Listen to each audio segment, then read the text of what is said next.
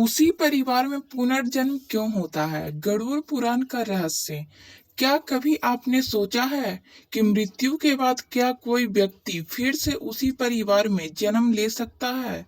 क्या दादा अपने ही पोते के रूप में लौट सकते हैं? क्या माता-पिता की आत्मा दोबारा उसी घर में जन्म लेती है या यह केवल लोक कथा है? आज की इस रहस्यमयी और ज्ञानवर्धक वीडियो में हम जानेंगे कि गरुड़ पुराण सनातन मान्यताओं और कर्म के सिद्धांत के अनुसार मृत्यु के बाद उसी परिवार में पुनर्जन्म कब और कैसे मिल सकता है। अंत तक इस वीडियो को अवश्य देखें, क्योंकि अंत में ही हम एक ऐसी बात बताएंगे जिसे जानकर आपका पुनर्जन्म के प्रति दृष्टिकोण बदल सकता है। सबसे पहले यह समझना आवश्यक है कि सनातन धर्म में आत्मा का न जन्म होता है न मृत्यु। शरीर नश्वर है लेकिन आत्मा शाश्वत मानी जाती है। मृत्यु केवल शरीर का अंत है, आत्मा का नहीं। आत्मा अपने कर्मों के अनुसार आगे की यात्रा करती है। गरुड़ पुराण में वर्णन मिलता है कि मृत्यु के बाद आत्मा अपनी कर्म यात्रा के अनुसार विभिन्न अवस्थाओं से गुजरती है। उसके शुभ और अशुभ कर्म उसके अगले जन्म की दिशा तय करते हैं। इसलिए यह मान लेना कि हर व्यक्ति उसी परिवार में जन्म लेगा, शास्त्रों के अनुसार यह उचित नहीं माना जाता। अब सबसे बड़ा प्रश्न यह है कि क्या उसी परिवार में पुनर्जन्म संभव है? सनातन परंपरा में यदि किसी की आत्मा अपने परिवार के साथ अत्यंत गहरा संबंध, अधूरी इच्छाएं या प्रबल मोह हो, तो विशेष परिस्थितियों में वह उसी कुल या परिवार में पुनर्जन्म प्राप्त कर सकती है। लेकिन यह कोई निश्चित नियम नहीं, बल्कि कर्म और ईश्वर की व्यवस्था पर आधारित संभावना मानी जाती है। कई बार लोग यह भी अनुभव बताते हैं कि छोटे बच्चे अपने पूर्व जन्म की बात बताते हैं, घर के पुराने सदस्यों को पहचान लेते हैं या ऐसी घटनाओं का उल्लेख करते हैं जिन्हें उन्होंने कभी देखा नहीं होता। ऐसे अनुभवों को लोग पुनर्जन्म से जोड़ते हैं, लेकिन हर ऐसी घटना का धार्मिक रूप से निष्कर्ष नहीं निकाला जा सकता। गरुड़ पुराण यह भी संकेत देता है कि मृत्यु के बाद आत्मा को अपने कर्म का फल भोगना पड़ता है। यदि कर्मों का लेखा जोखा शेष है, तो आत्मा विभिन्न लोकों या योनियों में भी जा सकती है।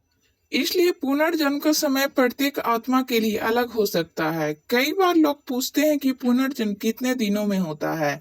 शास्त्रों में इसका कोई एक निश्चित समय नहीं बताया गया है। कुछ आत्माएं शीघ्र पुनर्जन्म ले सकती है, जबकि कुछ को अधिक समय लग सकता है। यह पूरी तरह उनके कर्म, संस्कार और ईश्वर की व्यवस्था पर निर्भर माना गया है। उसी परिवार में जन्म मिलने के पीछे कुछ कारण बताए।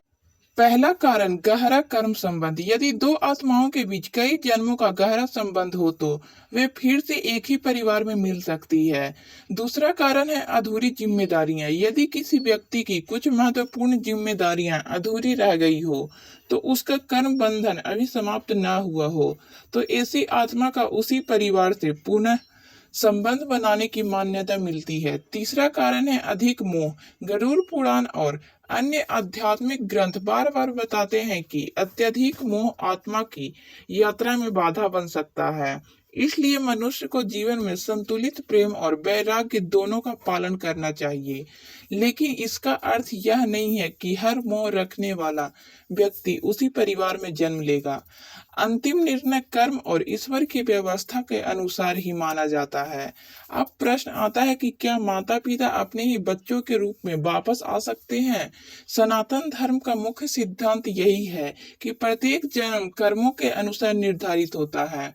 भगवत गीता में भगवान श्री कृष्ण अर्जुन से कहते हैं कि जैसे मनुष्य पुराने वस्त्र त्याग कर नए वस्त्र धारण करता है, उसी प्रकार आत्मा पुराने शरीर को छोड़कर नया शरीर धारण करती है। इससे यह स्पष्ट होता है कि आत्मा आगे बढ़ती रहती है और उसका अगला जन्म कर्मों के अनुसार निर्धारित होता है। यदि किसी आत्मा को उसी परिवार में जन्म भी मिलता है, तो उसे अपने पूर्व जन्म की स्मृति नहीं रहती। यह ईश्वर की व्यवस्था का एक महत्वपूर्ण भाग माना जाता है, ताकि वह नए जीवन की शुरुआत बिना पुराने बोझ के कर सके। कभी कभी छोटे बच्चों में कुछ असाधारण स्मृतियां दिखाई देती है। ऐसे मामलों पर अनेक शोध भी हुए हैं। यदि वास्तव में पुनर्जन्म होता है और अगला जन्म हमारे कर्मों पर निर्भर है, तो आज हम जो भी सोच रहे हैं, बोल रहे हैं और कर रहे हैं, वही हमारे भविष्य की नींव बन रहा है। इसलिए शास्त्र बार बार कहते हैं, सत्य बोलिए, धर्म का पालन कीजिए, माता पिता और गुरु का सम्मान कीजिए, जरूरतमंदों की सहायता कीजिए, क्रोध, लोभ और अहंकार से दूर रहिए। यही कर्म अगले जन्म को श्रेष्ठ बनाने का आधार माना गया है। गरुड़ पुराण का उद्देश्य केवल मृत्यु का भय उत्पन्न करना नहीं है। उसका मुख्य संदेश यह है कि मनुष्य अपने जीवन को धर्म, सदाचार और करुणा से भर दे, ताकि मृत्यु के बाद की यात्रा भी मंगलमय हो। यदि कोई व्यक्ति यह जानना चाहता है कि अगला जन्म कहाँ मिलेगा, तो उसे इसका सटीक उत्तर किसी भी मनुष्य के पास नहीं है। यह केवल ईश्वर और कर्म के सूक्ष्म नियमों के अधीन माना जाता है। इसलिए हमें भविष्य के जन्म की चिंता करने के बजाय वर्तमान जीवन को श्रेष्ठ बनाने पर ध्यान देना चाहिए। याद रखिए, धन, पद और प्रसिद्धि यही रह जाते हैं, साथ जाते हैं केवल हमारे कर्म। यही कर्म तय करते हैं कि आत्मा की अगली यात्रा कैसी होगी। इसलिए सनातन धर्म में दान, सेवा, जप, तप, सत्संग और सदाचार को अत्यंत महत्वपूर्ण माना गया है। अंत में एक महत्वपूर्ण बात यह कहना कि हर व्यक्ति मृत्यु के बाद निश्चित रूप से उसी परिवार में जन्म लेता है। शास्त्रीय दृष्टि से उचित निष्कर्ष यही है कि विशेष परिस्थितियों में कर्म बंधन और ईश्वर की इच्छा के अनुसार आत्मा का उसी परिवार में पुनर्जन्म संभव माना जाता है।